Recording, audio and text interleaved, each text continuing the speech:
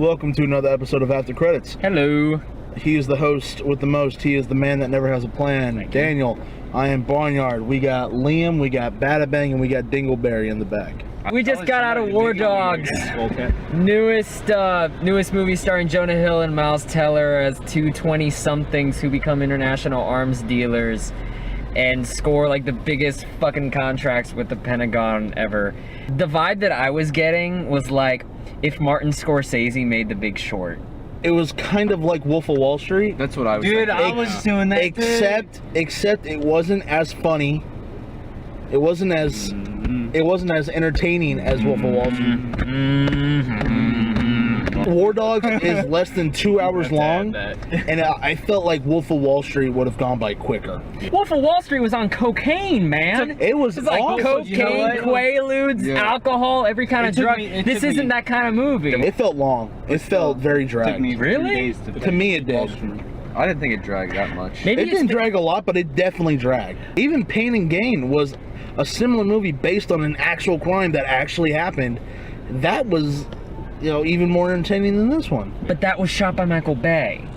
It's the director, and it's a different movie. Who was the director of this film? Todd Phillips. Todd Phillips, who did the Hangover movies. Okay. Todd I Phillips. would think it would be funnier. Adam McKay fucking did Anchorman. That doesn't mean The Big Short is a laugh riot, which it is, but I mean, it's for a different crowd. This felt like Big Short light to me. This feels a little less complicated than the way they were doing in The Big Short. Oh, yeah. Big Short seemed more focused on the issue. This seemed more focused on the characters. But I like that because they're really. I thought Miles Teller and Jonah Hill were really good in this movie. So before we go any further, you know what's coming? Spoiler alert! If you don't want to know anything else about this plot, just figure out what our final thoughts are and click on the time code right here. It'll take you to that. Otherwise, you've been warned.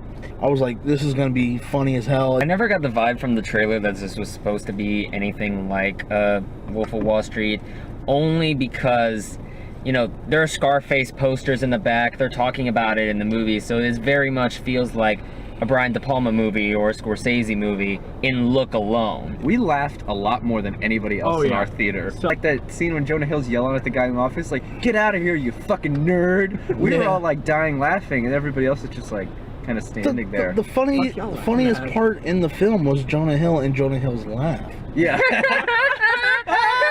Jonah Hill is such a good actor that whenever he does the laugh, it's like at the perfect time. Yeah. And it always makes you laugh. That's how you know you've got a great actor on your hands, and he fucking steals the show. Miles Teller is playing this guy David, and Jonah Hill is his best friend from junior high, Ephraim?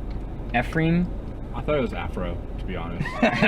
He's saying that Ephraim plays the part, and he is always who you want him to be. And so from that line, I was thinking, oh, he's gonna fuck him over.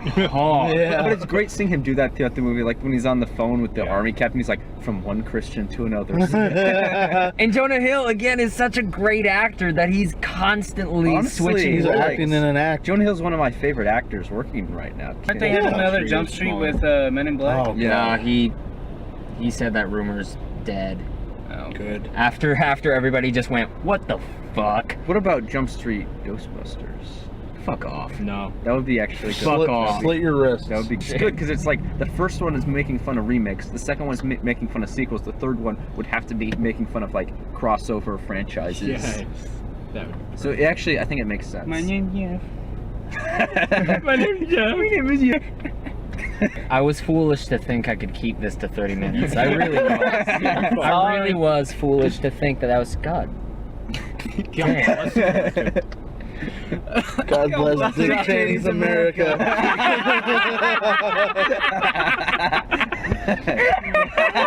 That was where I was getting most of the Big Short comparisons from. Wherever they split this movie into chapters, and the chapters are a line from the movie. Best one is God bless Dick Cheney's America. And this movie's set between 2005 and 2008, so you're getting Todd Phillips commentary on the Bush administration, and everywhere you go, fucking, it's Bush and Dick just smiling. Yeah. It's the scene where Jonah Hill has gone to Miles Teller's hotel room, and he's telling him about the plan to repackage illegal Chinese rounds as Albanian rounds so that the US government won't fuck with it. right whenever that camera freeze frames, you can see Dick Cheney smiling on the TV. It's blurred out, but you can kind of see it. And so you're getting this idea that Phillips is commenting on the Bush administration as sort of like this war-hungry, doesn't care how it gets done, but you need to defend our freedom administration. It's not as overt as something like Money Monster or even as Big Short, but I thought that was a really nice touch. What do y'all think of Bradley Cooper? He was scary. Bradley Cooper is awesome. I couldn't get over his eyes. Whenever he was meeting with the two guys, his eyes were fucking bloodshot. I noticed that! I thought they were gonna make a joke about him being high or something. Yeah, me too. Bradley Cooper is in an extended cameo in this, and it works the same way as De Niro's cameo in American Hustle. Yeah. Except it's a little bit longer and it involves more to the story.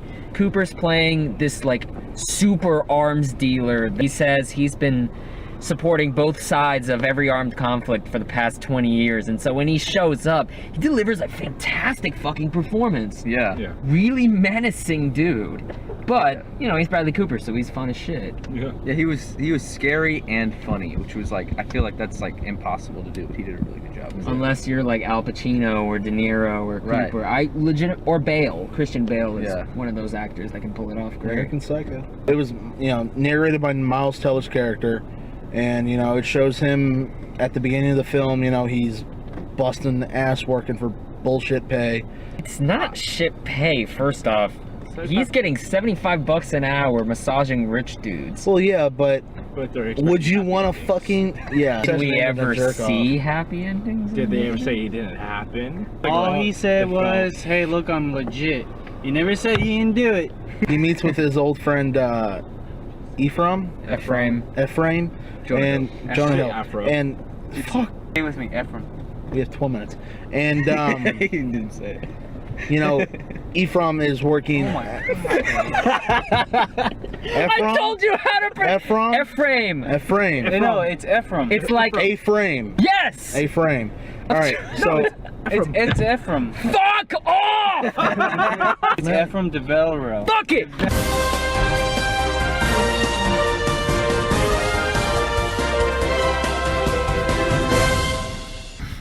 That's him! It's Ephraim DeValero! Oreo? What the fuck's wrong with you? The last name's wrong. DeValero? The Fellerim? Who is simultaneously the most Jewy and Italian name I've ever heard in my entire life. It was one Nick Big. Oh god. It's funny how they try to make what's his name? Ephraim. No, the Jonah Hill and who else? David. Yeah, his character. They're supposed to be the same age, but you can definitely tell Jonah Hill is like at least in his 30s or 40s. Jonah Hill's in his 30s, isn't he? Yeah, but he looks old as fuck, like way older. Well, because he has a tan the entire fucking movie. Ephraim DeValero. Let me see. The Valerio?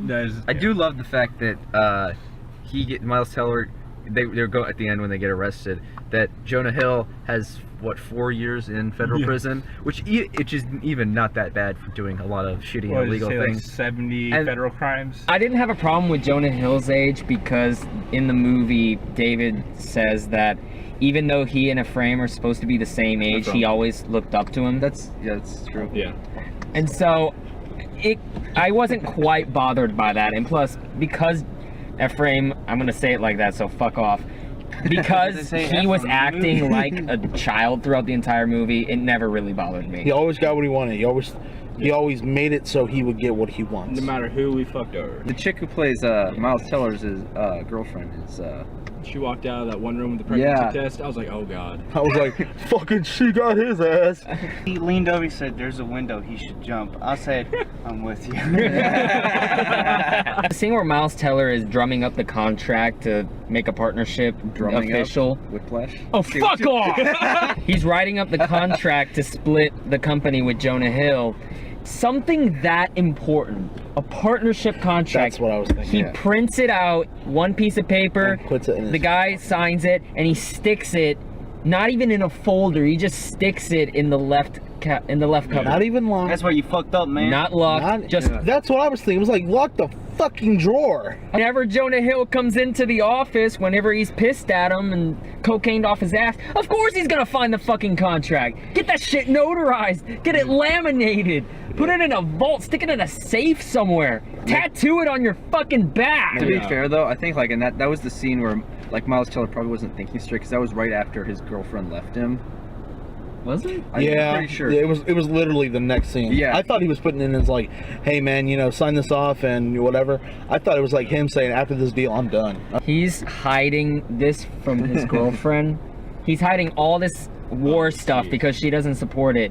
And then he decides to take a selfie in Iraq with all these stolen weapons and put it on his fucking computer for his girlfriend to find. I'm like, God damn, Teller. Why she's looking for? You're killing me here. The money she found underneath the sink. Yeah, what the fuck was up with that? Why did How he much do you put think that it there? would be? Like $2 million? No. It was like bricks of. Probably would have been 500,000. Probably, that's what I was. If you clicked on the time code, welcome back. We just talked a little bit about War Dogs in a bit of detail, and we're gonna go into final thoughts and our scores out of 6. It's a very typical crime movie, the idea that these guys rise from, you know, the bottom to the top. You know they're gonna get caught eventually. That's just the way these movies go. And I thought it was playing off some really nice Brian De Palma with Martin Scorsese. Really fun dark comedy. Jonah Hill and Miles Teller are fantastic. For a cool kind of 70s-esque crime comedy, it was a good old time, and I'd go 4.5 out of 6. Okay. It's a good film. I like Jonah Hill's character. I liked Miles Teller. He was good. I wish it was a little more fun than it was. Like Daniel said, it was a dark comedy-ish. I wish I had a better time watching it, but I'll give it a 4. I enjoyed the movie. Jonah Hill killed it. His laugh kind of got annoying afterwards, but you know, still made me laugh. I'm gonna give it a 4. 4. Liam? I really enjoyed this movie. Thought Jonah Hill and Miles Teller were great together, great chemistry. I liked the dark comedy in the movie. I laughed I think I laughed the amount that I wanted to laugh in this movie because I also liked the serious elements of it, the serious story.